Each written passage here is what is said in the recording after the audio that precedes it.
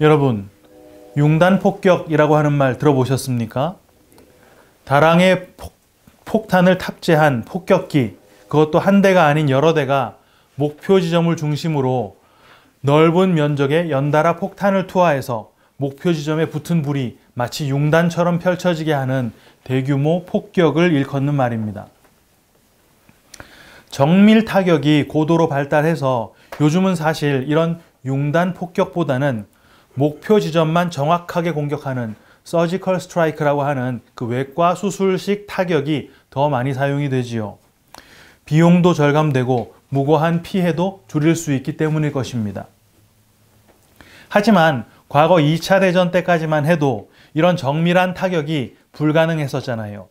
그래서 정확하게 목표를 맞춰낼 수 없다면 아예 그 일대를 날려버리자라는 식의 작전이 종종 사용이 되었다고 합니다.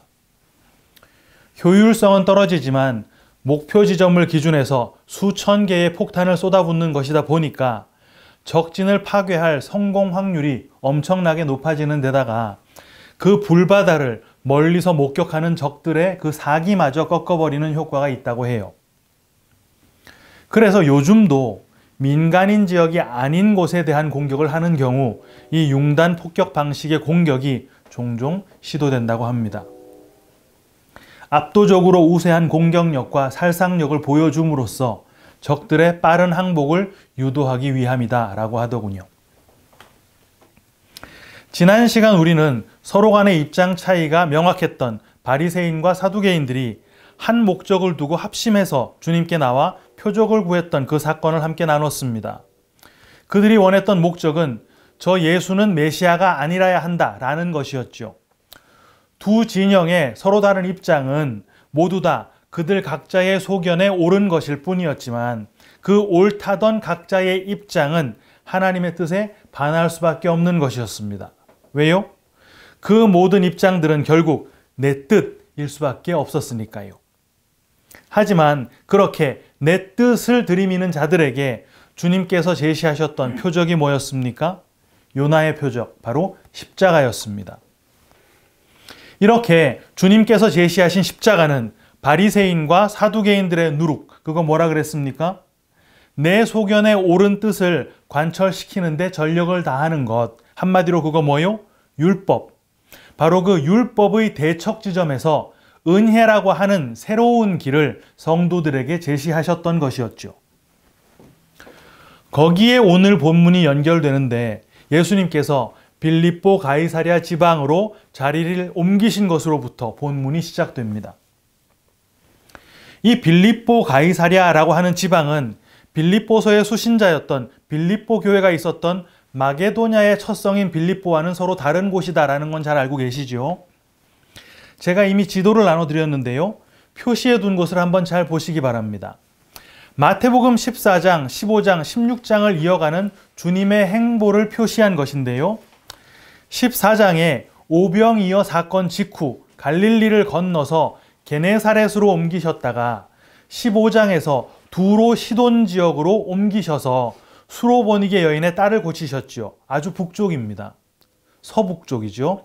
또 다시 물을 건너편으로 가셔서 칠병이어의 기적을 펼치시고 다시 물을 건너서 마가단 지방으로 가셨다가 또다시 물을 건너서 벳세다로 옮기시고 지금 급기야 이 북부 끝쪽 헐몬산 인근에 있는 가이사랴 빌립보에까지 오셨다는 말입니다. 지도상에서 따라가 보면 다소 어수선하게 느껴질 만큼 동해 번쩍 서해 번쩍 하면서 왔다 갔다 하는 것처럼 보이지 않습니까?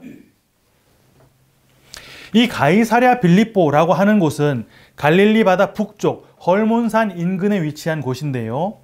성경에 가이사 아구스토라고 소개되어 있는 아우구스투스 로마 황제가 헤롯 대왕에게 하사했던 지역입니다.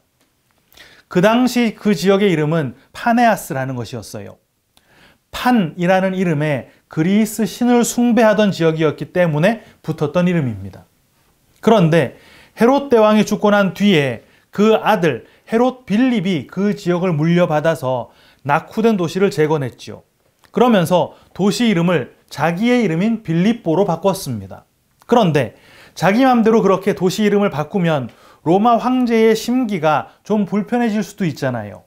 그래서 당시의 황제였던 티베리아스의 기분을 좋게 해주려고 자기 이름인 빌립보 앞에다가 황제라는 뜻의 가이사를 붙여서 그 지역의 이름이 가이사랴 빌립보가 된 것입니다. 그러다가 주후 34년에 이 헤롯 빌립이 죽었고요. 헤롯의 증손자인 헤롯 아그리파 2세가 이 가이사랴 빌립보 지역을 물려받게 되는데요. 이때는 또 로마 황제가 네로로 바뀌어 있었습니다. 그래서 이 도시는 네로니아스라는 이름으로 다시 한번 바뀌게 됐어요. 이름이 참 많이 바뀐 곳이죠. 구약시대 때는 여기를 또 다른 이름으로 불렀었는데요. 그 이름이 바알갓이라는 것입니다. 바알갓. 이 바알갓이라고 하는 것은 구약 당시 가나안 사람들이 섬기던 신의 이름에서 따온 것인데요. 갓이라고 하는 게 복이라는 뜻이고 바알이라는 이름은 그것은 주인이라는 뜻입니다. 한마디로 복의 주인이라는 뜻을 가진 그 가나안 땅의 신이 바알갓이었던 것이고 그 땅의 이름도 바알갓이었던 거예요. 그런데 이 바알갓이라는 곳은 여호수아의 가나안 정복 전쟁 과정에서 거의 마지막 부분에 정복이 된 곳입니다. 여호수아는 최초 가나안으로 진격해 들어올 때 요단강을 건너서 여리고를 무너뜨리는 것으로 그 전쟁을 시작했었죠. 가나안 전체를 놓고 볼 때 그 여리고가 있었던 곳은 가나안의 허리, 중부지방입니다. 이렇게 가나안의 중부를 무너뜨렸던 이스라엘은 아이성 1차 전투에서 아간의 범죄 때문에 패배하고 말았지요. 하지만 패배의 원인이 됐던 그 아간을 돌로 쳐 죽이고 난 뒤에 2차 전투에서 대승을 거뒀고 이로써 중부지방을 장악하게 됩니다. 곧이어 여호수아는 남부지방 정벌에 돌입하게 되는데요. 기브온, 막게다, 라기스, 에글론, 헤브론을 차례로 정벌하고 남부지방을 평정했어요. 여기까지가 여호수아 10장에 소개가 되어 있습니다. 그리고 여호수아 11장으로 넘어가면 북부 정벌이 시작이 되는데 남부지방의 처참한 패배 소식을 듣게 됐던 그 가나안 북부지방의 왕들이 긴급하게 연합군을 결성해서 메롬 시내가로 집결을 하게 됩니다. 그 연합군의 병력이나 말, 병거가 얼마나 많았는지가 이렇게 기록되어 있는데요. 여호수아 11장 4절. 그들이 그 모든 군대를 거느리고 나왔으니 백성이 많아 해변에 수많은 모래 같고 말과 병거도 심히 많았으며.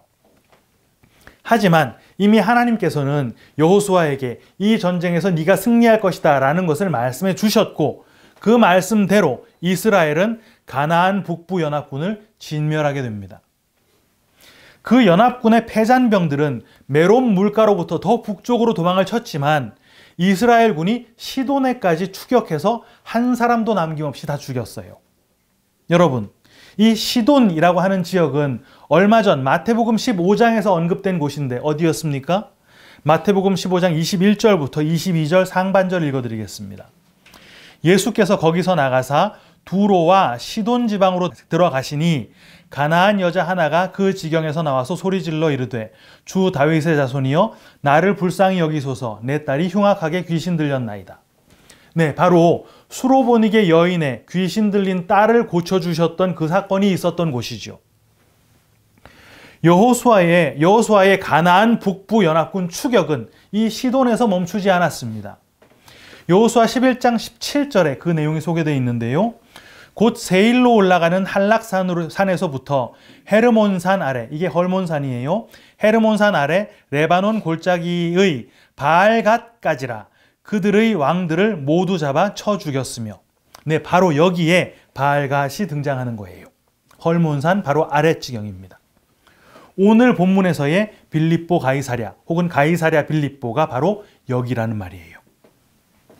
이제 왜 마태가 이렇게 주님의 행보를 마치 홍길동이 동해 번쩍 서해 번쩍한 것처럼 이렇게 기록해뒀는지 그 이유가 조금 보이시죠? 지금 마태는 주님께서 이방을 타겟으로 해서 펼치고 계신 그 사역을 여호수아의 가나안 정복 사건의 마지막 부분인 북부 정복과 겹쳐놓고 있는 모양입니다. 바로 이 점을 염두에 두신 상태로 오늘 본문의 핵심인 주는 그리스도시요 살아계신 하나님의 아들이시니이다 라고 한 시몬 베드로의 고백 부분으로 접근을 할 텐데요. 오늘 본문도 그렇게 만만하지 않습니다. 집중해서 한번 잘 들어보세요. 베드로의 이 고백은 우리 기독교의 핵심 가치를 고스란히 담고 있는 고백입니다. 그 고백이 얼마나 엄청난 고백이었는가 하는 것은 그 고백을 들으셨던 주님의 반응만 봐도 충분히 알 수가 있지요. 주님께서는 그 고백을 한 베드로에게 곧바로 이렇게 말씀을 하셨습니다. 본문 17절. 예수께서 대답하여 이르시되 바요나 시모나 네가 복이 있도다. 이를 네게 알게 하니는 혈육이 아니요 하늘에 계신 내 아버지시니라. 그리고는 뒤이어 이름을 바꿔주셨죠. 시몬이라고 하는 그 이름을 베드로라고 하는 이름으로 바꿔주셨습니다. 베드로라는 이름의 그 뜻은 아시는 대로 반석이라는 뜻인데 주님께서는 바로 이 반석 위에다가 교회를 세우겠다라는 말씀을 하셨어요. 물론 주님께서 말씀하신 것은 베드로라고 하는 특정 인간을 지목해서 말씀하신 건 아닙니다. 베드로라고 하는 이름은 남성형으로 페트로스라고 하는 단어인데 주님께서 교회를 세우겠다라고 하셨을 때 그 반석은 남성형이 아닌 일반 명사 여성형 페트라로 쓰였거든요. 그런데도 천주교는 잘 아시는 대로 주님께서 말씀하신 이 반석을 베드로라고 하는 그 인간으로 이해했기 때문에 그 베드로를 초대 교황으로 삼아서 지금까지 교황이라는 직책을 이어가고 있는 것이죠. 하지만 오늘 본문을 여호수아의 그 가나안 정복 전쟁에 겹쳐놓고 본다면 그런 오해는 단숨에 해결이 됩니다. 이스라엘이 북방의 그 바알갓, 오늘 본문의 가이사랴 빌립보까지 모두 다 정복을 해서 가나안 정복을 완수한 내용이 여호수아 11장에 나와 있는데요. 그 11장 제일 마지막 절이 이렇게 맺어집니다. 여호수아 11장 23절. 이와 같이 여호수아가 여호와께서 모세에게 말씀하신 대로 그 온 땅을 점령하여 이스라엘 지파의 구분에 따라 기업으로 주매 그 땅의 전쟁이 그쳤더라. 그리고 12장으로 가나안 땅의 일부분이 모세 당시에 이미 배분되었다라고 하는 내용이 연결되어 나오지요.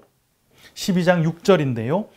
여호와의 종 모세와 이스라엘 자손이 그들을 치고 여호와의 종 모세가 그 땅을 르우벤 사람과 갓 사람과 므낫세 반지파에게 기업으로 주었더라. 이 반지파는 반이라는 이름이 있는 게 아니라 므낫세의 절반 지파라는 뜻입니다. 뒤이어 13장으로 넘어가면 1절이 이렇게 기록이 되어 있어요. 여호수아가 나이가 많아 늙음에 여호와께서 그에게 이르시되 너는 나이가 많아 늙었고 얻을 땅이 매우 많이 남아 있도다. 앞서 르우벤 지파와 갓 지파 그리고 므낫세 지파의 절반이 이미 기업을 받았으니까 남은 9지파 그리고 므낫세 지파의 나머지 절반도 기업을 받아야 하지 않습니까? 그래서 7절이 연결됩니다. 너는 이 땅을 9지파와 므낫세 반지파에게 나누어 기업이 되게 하라 하셨더라. 물론 그 중에 레위 지파에게는 가나안 땅을 기업으로 주지 않았어요. 그 이유는 33절에 나오는데요. 오직 레위 지파에게는 모세가 기업을 주지 아니하였으니 이는 그들에게 말씀하신 것과 같이 이스라엘의 하나님 여호와께서 그들의 기업이 되심이었더라.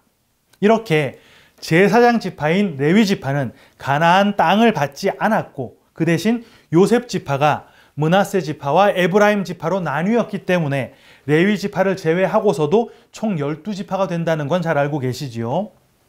이때 유다 지파의 갈렙이 여호수아에게 나와서 헤브론 산지를 내게 달라라고 요구합니다. 그 유명한 이 산지를 내게 주소서라고 하는 찬양이 바로 여기를 배경으로 하고 있는 것이죠. 유다 지파가 남은 가나안 땅을 정복해서 차지하는 내용은 15장에 연결이 됩니다. 그리고 16장으로 넘어가면 므낫세와 에브라임으로 나뉘었던 그 요셉 지파가 각각의 기업을 얻는 장면이 17장까지 연결되어 나와요. 이렇게 모세 당시에 두 지파 반이 기업을 확정짓고 여호수아 14장부터 17장까지 또 다른 두 지파 반이 기업을 확정짓게 되었습니다. 그럼 아직 기업을 받지 못한 지파는 총 몇 지파인가요? 12지파 중에 5지파가 기업을 받았으니까 7개가 남겠죠. 18장으로 넘어가서 2절에 이걸 언급합니다. 그러나 이스라엘 자손 중에 그 기업의 분배를 받지 못한 자가 아직도 7지파라. 그래서 늙은 여호수아는 이제 이 나머지 7지파에게 각 지파별로 3명씩을 뽑아서 남은 가나안 땅으로 보내게 하는데요. 그들이 가서 분배받을 땅을 그려서 돌아오게 하면 여호수아가 그 그린 것에서 제비를 뽑아서 뽑히는 대로 나눠주겠다라는 것이었습니다. 이렇게 해서 베냐민 지파가 먼저 제비 뽑은 땅을 받게 되었어요. 이제부터가 오늘 본문과 연결이 되는 곳인데요. 여호수아 19장 1절을 읽어드립니다. 둘째로 시므온 곧 시므온 자손의 지파를 위하여 그들의 가족대로 제비를 뽑았으니 그들의 기업은 유다 자손의 기업 중에서라. 시므온 지파를 위해 제비를 뽑았더니 그 땅은 이미 유다 자손이 기업으로 분배를 받은 땅이었어요. 19장 9절 시므온 자손의 이 기업은 유다 자손의 기업 중에서 취하였으니 이는 유다 자손의 분깃이 자기들에게 너무 많으므로 시므온 자손이 자기의 기업을 그들의 기업 중에서 받음이었더라. 그 외 나머지 지파들도 각각 제비 뽑은 땅을 기업으로 약속받습니다. 그리고는 그렇게 약속만 받은 상태로 여호수아서가 끝나게 됐어요. 뒤이어 사사기가 시작되면 드디어 이스라엘이 그 제비를 뽑아 약속받은 땅을 실제로 차지하기 위해 가나안으로 들어가게 됩니다. 사사기 1장 1절 여호수아가 죽은 후에 이스라엘 자손이 여호와께 여쭈어 이르되 우리 가운데 누가 먼저 올라가서 가나안 족속과 싸우리이까? 그때 여호와께서는요 유다가 올라가거라 라고 명령을 하셨고 유다는 뜬금없이 시므온에게 함께 가자고 함께 올라가서 같이 싸우자 라고 요청을 하지요. 2절 3절을 읽어드립니다. 여호와께서 이르시되 유다가 올라갈지니라 보라 내가 이 땅을 그의 손에 넘겨 주었노라 하시니라. 유다가 그의 형제 시므온에게 이르되 내가 제비 뽑아 얻은 땅에 나와 함께 올라가서 가나안 족속과 싸우자. 그리하면 나도 네가 제비 뽑아 얻은 땅에 함께 가리라 하니 이에 시므온이 그와 함께 가니라. 하지만 이렇게 유다와 시므온이 연합을 해서 함께 올라가 놓고 정작 싸움은 유다 지파 혼자 다 합니다. 시므온이 어떻게 싸웠다라고 하는 말이 단 한 구절도 나오지 않는 거예요. 온통 유다가 싸우는 내용만 쭉 나열이 되어 있습니다. 여러분, 베드로의 원래 이름 뭐라 그랬습니까? 시몬이지요. 그게 시므온입니다. 그럼 12지파가 받은 그 기업은 뭘까요? 12, 무슨 수? 교회의 수. 12지파가 기업으로 받았던 그 땅이 다름 아닌 교회의 모형이었다는 말을 하는 것입니다. 오늘 본문을 보면 시므온이 시몬이라는 이름으로, 이거 같은 이름입니다. 그 이름으로 예수님에게 기업을 받고 있잖아요. 그런데 주님께서 그 기업, 그 교회를 시몬 위에다가 세우겠다 그랬습니까? 아니죠. 반석 위에 세우겠다 그랬습니다. 반석이 뭔데요? 고린도전서 10장 4절 다 같은 신령한 음료를 마셨으니 이는 그들을 따르는 신령한 반석으로부터 마셨음에 그 반석은 곧 그리스도시라. 반석은 예수였단 말입니다. 구약 내내 수없이 등장했던 그 모든 반석은 다 하나님이신 예수님이었단 말이에요. 몇 군데만 봅니다. 출애굽기 33장 22절 내 영광이 지나갈 때에 내가 너를 반석 틈에 두고 내가 지나도록 내 손으로 너를 덮었다가. 원래 하나님을 보면 다 죽지요. 그런데 그 반석 틈에다가 모세를 뒀더니 모세가 하나님을 볼 수 있었습니다. 시편 18편 31절 여호와 외에 누가 하나님이며 우리 하나님 외에 누가 반석이냐.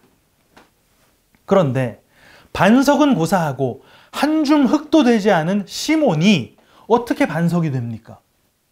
바로 유다 지파의 사자인 예수가 그 시몬의 손을 붙잡아서 함께 올라가자라고 하는 바람에 유다와 함께 올라갔던 그 시몬이 단 한 번의 칼질도 하지 않고서 유다가 다 정복했던 그 땅, 바로 교회라고 하는 그 기업을 거저 얻게 되었다는 말을 하는 거예요. 그렇게 함께 가는 것, 뭐라 그럽니까? 연합이라고 하잖아요. 그 연합 덕분에 시몬은 더 이상 시몬이 아닌 것입니다. 본문 18절 또 내가 네게 이르노니 너는 베드로라. 내가 이 반석 위에 내 교회를 세우리니 음부의 권세가 이기지 못하리라. 베드로가 진짜 탁월한 인간이라서 교회를 기업으로 받은 것입니까? 아니잖아요. 곧바로 이 뒤로 넘어가면 사탄아 물러가라 라는 지탄을 받으면서 쓰레기라는 게 곧바로 들통납니다. 뿐입니까? 칼 2자루를 품고 다니면서 자객질이나 하고 다녔고, 다 굴기 전에는 예수 모른다고 저주하고 맹세까지 하면서 그 미천 다 드러냈었잖아요. 이렇게 죽어 마땅했던 인간이 교회를 기업으로 받으면 됩니까? 안 되지요. 법대로 하면 기업은 고사하고 지옥으로 나가 떨어져야 했을 그 판입니다. 왜? 사탄이니까. 그런데 주님께서 거기에 율법의 판을 깨고 들어오시는 거예요. 시몬, 네가 진짜 반석인 나 유다 지파의 예수와 함께 연합이 되면 너는 더 이상 나약한 시몬이 아닌 반석이 되는 거야. 너는 이제 그래서 베드로 반석인 거야. 이렇게 말씀하시고서 그 기업, 그 교회를 베드로 위에 세우신다고 하시면서 음부의 권세가 이기지 못할 것이다 라고 못을 박아버리셨습니다. 이 권세라고 번역된 단어가 헬라어로 풀레라고 하는 단어인데요. 이게 대문이라고 하는 뜻입니다. 영어로는 게이트예요.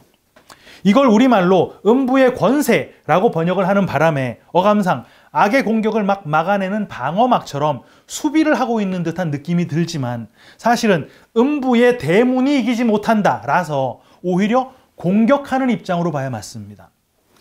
지옥의 그 권세가 시몬을 꽁꽁 묶어 가둬놓고 있는데, 유다 지파의 사자가 나서서 기업을 받기로 작정된 그 시몬을 회수해 가기 위해 바로 그 음부의 대문에다가 대고 말 그대로 융단 폭격을 쏟아 부어서 그 문을 박살내버리는 그림이란 말이에요. 사랑하는 키퍼스 처치 성도 여러분, 우리가 바로 그런 시몬이었고, 우리가 바로 그 유다 지파의 사자에게 연합되어서 베드로가 된 사람들입니다. 그렇게 교회를 기업으로 받은 자, 성도인 거예요. 그럼 야 좋구나, 그럼 이제 아무것도 안 하고 가만히 있으면 유다 지파의 사자가 다 해주겠네, 그렇습니까? 네, 맞습니다. 부인할 수가 없죠. 구원에 대한 그 모든 일들을 바로 그 유다 지파의 사자가 혼자서 다 끝내버린 게 맞습니다. 그런데 거기서 끝이 아니잖아요. 그 바람에 우리도 이제 베드로 반석이 돼버렸습니다. 반석이 뭡니까? 안반수를 머금고 있다가 그 물을 내주는 돌이잖아요. 생수, 그거 어떻게 해야 나옵니까? 출애굽기 17장 6절. 내가 호렙산에 있는 그 반석 위 거기서 네 앞에 서리니 너는 그 반석을 치라. 그것에서 물이 나오리니 백성이 마시리라. 그 반석은 침을 당해서 물을 낸단 말입니다. 그래서 반석이 된 그 베드로가 예수님이 달려 죽었던 그 십자가에 거꾸로 매달려 죽었던 것입니다. 그게 반석이 생수를 흘려보내는 길이거든요. 그게 생수를 받아 가진 제자의 길이고, 그게 바로 성도의 길이라는 말입니다. 그거 쉬울까요? 그럴 리가 없지요. 내 몸을 십자가에다가 눕히는 과정인데 당연히 힘들고 어려운 길입니다. 하지만 성도는 그 십자가에 누워서 세상이 줄 수 없는 참 안식을 누리는 자들이잖아요. 우리 힘이나 우리 능력으로 그거 하라고 하셨다면 그 십자가에 누워서 난리를 쳤겠지만, 몸부림을 쳤겠지만, 우리 안에 성령이 그렇게 인도해 주시고 그거 감당할 능력까지 주신다고 하셨습니다. 우리는 바로 그걸 믿고 끝까지 그 길을 걸어가는 거예요. 이 성도의 길, 이 제자의 길, 이 반석의 길, 이 십자가의 길, 믿음으로 끝까지 걸어가는 우리 모두가 다 되시기를 주님의 이름으로 축원합니다. 아멘.